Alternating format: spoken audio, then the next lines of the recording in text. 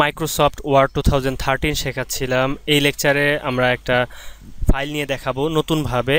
এটা হচ্ছে run command থেকে আপনি যে কোনো ফাইল নিতে পারেন, যে কোনো ধরনের ফাইল যেটা আপনার কম্পিউটারে আছে। ওয়ার্ড ফাইল এবং এক্সেল, এই দুইটা ফাইল নিয়ে দেখাবো। যদিও এক্সেল আমরা শেখাচ্ছি না, জাস্ট জানার জন্য। প্রথমে আপনি উইন্ডোজ বাটন চেপে ধরে আর প্রেস করবেন। আর প্রেস করলে দেখুন এরকম একটা বক্স আসবে।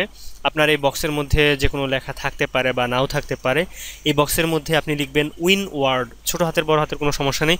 লেখার পরে ইন্টার প্রেস করবেন বা ওকে প্রেস করবেন। আমি ওকে প্রেস করে দিচ্ছি। দেখুন আমার একটা ফাইল চলে আসলো, যেটা আমরা দেখিয়েছিলাম এর আগে। এখন আপনি ব্ল্যাঙ্ক পেজ নেবেন বা ব্ল্যাঙ্ক ডকুমেন্ট নেবেন। এখানে ক্লিক করবেন। ক্লিক করলে যে ডকুমেন্টটা ওপেন হইলো, এটার নাম দিয়ে ডেস্কটপের কোথাও সেভ করে আপনি কাজ করতে পারেন। এটা তো গেল হচ্ছে মাইক্রোসফট ওয়ার্ড। এবার আমরা দেখাচ্ছি কিভাবে আপনি এক্সেলের একটা ফাইল নেবেন।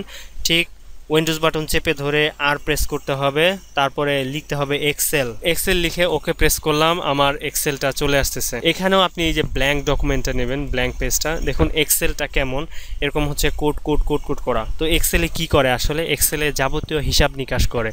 তো এর অনেক কাজ, ব্যাপক কাজ। যেহেতু আমরা এক্সেল শেখাচ্ছি না, কাজেই এক্সেল নিয়ে কথা বলবো না। এইভাবে আপনি চাইলে যে কোনো ডকুমেন্ট আপনি ওপেন করতে পারেন, যে কোনো প্রোগ্রাম এই রান থেকে ওপেন করতে পারেন। কিন্তু কি লিখতে হবে সেটা তো আমাদের জানতে হবে। তো এই জন্য আসলে আমরা বেসিক কম্পিউটার একটা বিষয় শেখাচ্ছি। সেখানে কম্পিউটারের যে মৌলিক বিষয়গুলো, সেখানে অনেক বিষয় নিয়ে কথা বলতেছি। আপনারা চাইলে সেখানে গিয়ে ওই লেকচারগুলো দেখতে পারেন, আশা করি কাজে লাগবে।